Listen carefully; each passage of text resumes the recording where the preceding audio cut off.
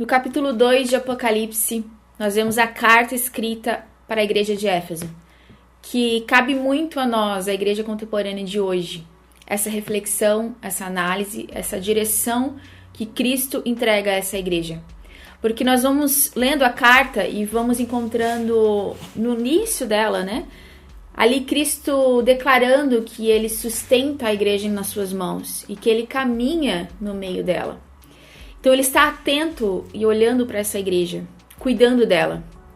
E ele alerta essa igreja que ele conhece as suas obras, o seu trabalho e a sua perseverança. Então a igreja de Éfeso era uma igreja que tinha obras, que tinha um trabalho, que era perseverante, era uma igreja ativa, era uma igreja que se dedicava às obras, se dedicava às coisas. Era uma igreja que não estava aparentemente acomodada, né? Era uma igreja que estava disponível ali para a obra. E em seguida nós vemos que ele fala que essa igreja ela não suportava os maus, ela não suportava a maldade. Então era uma igreja que ela ia contra aquilo que era mal, que buscava aquilo que era bom, aquilo que era justo. E muitas vezes nós somos assim, a gente não tolera a maldade, né? A gente busca a bondade no nosso coração, sermos bons para as pessoas. Enfim, nós estamos ali lutando contra o mal. E essa igreja também, ela tinha uma característica, ela colocava à prova aqueles que se diziam apóstolos. E eles percebiam aqueles que não eram, né? E aqueles que eram mentirosos, eles conseguiam discernir isso. Então era uma igreja que tinha uma boa teologia, era uma igreja que tinha suas obras, era uma igreja que era operante, era uma igreja que era perseverante. Ali no versículo 3 você vai ver que ele fala que era uma igreja que era perseguida, que sofria, né, por causa do evangelho e não desfalecia. Então era uma igreja realmente perseverante. Porém, os poréns de Deus, né? Ali no versículo 4, nessa carta ele fala: mas tenho porém contra ti, que deixaste o teu primeiro amor. E às vezes a gente foge dos poréns de Deus, porque nós estamos como essa igreja, né, alegando: Senhor, mas eu faço tantas coisas para Deus, eu tenho tantas atividades na igreja, eu faço tão boas obras, eu luto contra a maldade, né? Hoje a gente tem visto tantas pessoas, né? Não, vamos lutar contra aquilo que fere os nossos princípios, os nossos valores. Né? Com aquela gana ali para defender aquilo e defender os princípios e contra aquilo que é mal. E aí, às vezes a gente fala: não, mas eu faço tantas coisas, né? Eu tenho tudo isso, eu sofro e eu persevero. Olha só, eu tenho discernimento no meu espírito. Eu sei quando aquele é um homem de Deus, aquela é uma mulher de Deus, aquele que não é, né? Eu cuido para não ser enganado. Eu tenho essa sensibilidade, né? Então a gente declara tantas coisas que aí a gente se pega com esse porém de Deus, né? Que nos alerta, que estava alertando a igreja de Éfeso. Porém, você tem tudo isso, porém, você deixou o primeiro amor.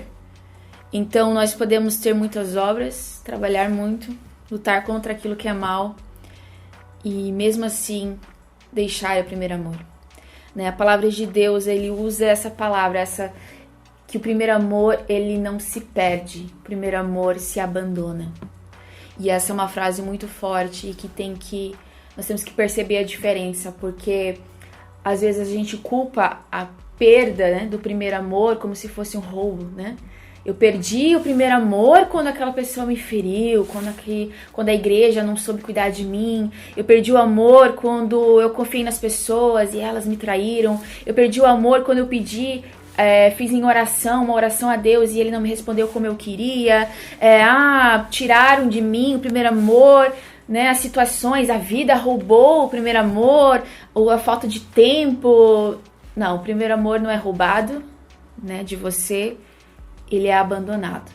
E o abandono é uma escolha que nós fazemos, nós escolhemos deixar, né?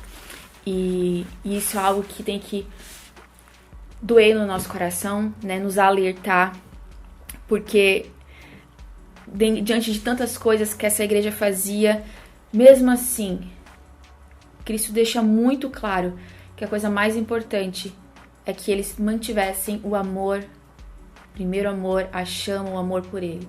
E o primeiro amor não é por uma experiência, por uma sensação, é por Cristo, né? Ele é esse amor.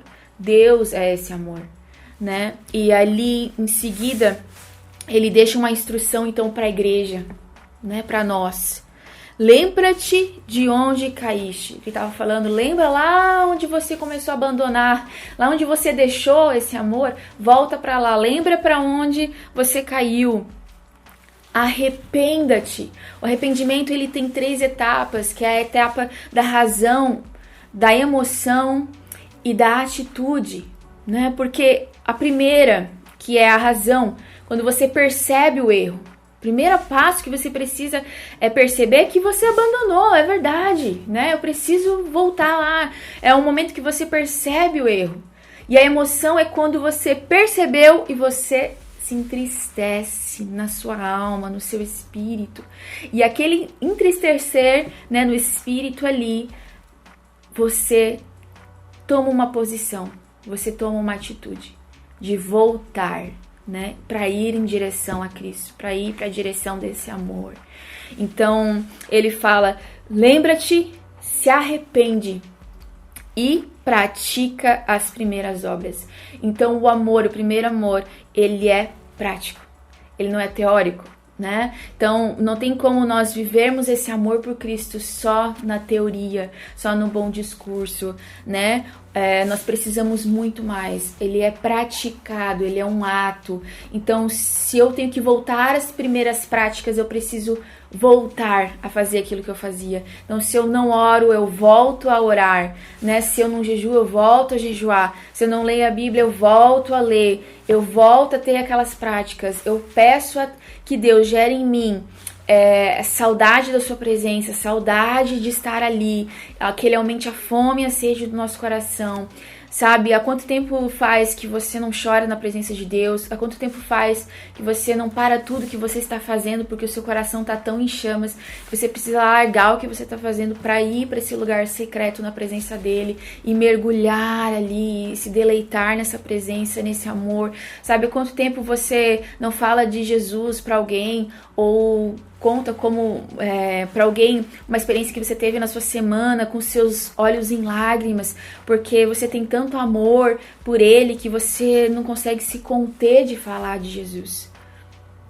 com esse olhar de lágrimas, né? Então a gente não pode se acostumar com os nossos olhares secos, que o nosso coração esteja realmente tão apaixonado e amando o Senhor que Ele não precise nos despertar novamente dessa forma, né? Porque olha só, ele fala, se não te arrependeres, brevemente virei a ti e removerei do seu lugar o teu candeeiro, se não te arrependeres, né? Então ele espera de nós arrependimento, alinhamento, isso é necessário. O primeiro amor, se manter em chamas, manter o seu coração no lugar correto é a base do seu evangelho. Você precisa amar esse Cristo, você precisa se deleitar realmente na presença desse Deus maravilhoso. E ele fala ali no versículo 7, quem tem ouvidos ouça o que o Espírito diz às igrejas. Ao que vencer darei o direito de comer da árvore da vida que está no paraíso de Deus. Então ele fala, quem tem ouvidos ouça, que hoje você possa ouvir essa palavra e você possa dar uma resposta para Deus, porque essa carta chegou para você, né? Essa escritura chegou para você hoje. Então você tem ouvidos, ouça essa palavra, deixe que o Espírito Santo toque no seu coração e te convença, te ajude a lembrar onde você abandonou o primeiro amor, né, a se arrepender e voltar às práticas, porque ao que vencer será dado o direito de comer da árvore da vida. E a árvore da vida é um símbolo, né, da vida eterna, e a vida eterna é conhecer a Deus, e Deus é amor, né? Então o céu é esse lugar cheio de amor, e nossa vida precisa ser mergulhada nesse amor para que a eternidade, né, já tão real aqui agora, mas não completa ainda, a gente possa conhecer a face desse amor, né, que é Cristo, que é Deus. Então que a gente possa receber essa mensagem como um alerta, um chacoalhar dos nossos corações e um convite, né? Assim como todos os dias Deus encontrava Adão e Eva no jardim, né, para esse encontro. Todos os dias Deus espera você para esse encontro. Todos os dias Deus está disponível para essa relação de amor, de alinhamento, né, de transformação, de você conhecer a Ele, dele se revelar a você. Então, todos os dias Ele tem esperado por você, né? Cadê você? Será que você tem ido para essa presença? Será que você tem dado uma resposta a Deus? Será que você tem ido até Ele apenas porque você o ama e você quer passar tempo com Ele, você sente saudade, né? Que o nosso cristianismo, ele seja mais prático, né? Nas nossas práticas espirituais, na nossa vida, no nosso dia a dia, na nossa busca sincera, né? Porque hoje nós queremos tanto uma igreja bíblica, né? E isso é maravilhoso, ela tem que ser bíblica, mas será que a nossa vida é bíblica? Será que você quer que na igreja a Bíblia seja aberta e pregada, né? Mas você tem aberto sua Bíblia na sua casa?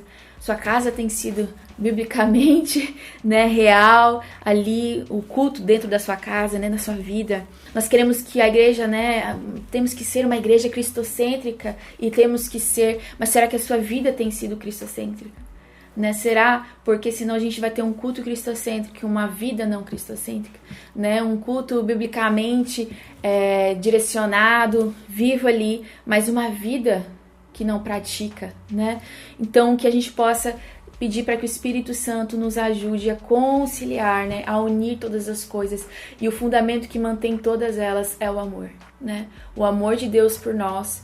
E esse amor é tão maravilhoso que a gente tem uma única resposta: amá-lo de volta, né? Então, que eu e você possamos nos lembrar, nos arrepender e voltar às práticas e manter o nosso coração no lugar correto, que é nesse amor maravilhoso e que traz sentido para todas as coisas. Que Deus abençoe você.